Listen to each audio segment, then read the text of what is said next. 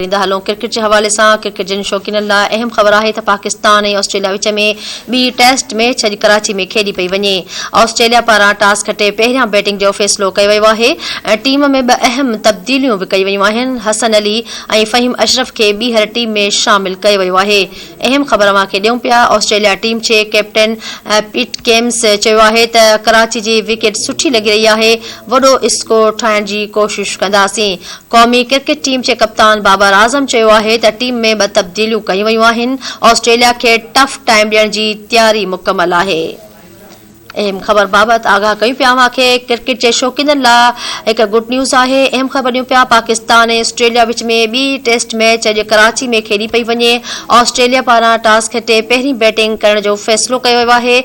Team में ब अहम तब्दीलियूं भी कई वयूं आहिनि, जॾहिं त हसन अली और फहीम अशरफ के ॿीहर टीम में शामिल कयो वियो आहे। ऑस्ट्रेलिया टीम के कप्तान पैट केम्स चयो आहे त कराची जे विकेट सुठी लगी रही है, वडो स्कोर ठाहिण जी कोशिश कंदासीं। कौमी क्रिकेट टीम के कप्तान बाबर आजम चयो आहे त टीम में ब तब्दीलियूं कई वयूं आहिनि। ऑस्ट्रेलिया के टफ टाइम ॾियण जी कोशिश कंदासीं।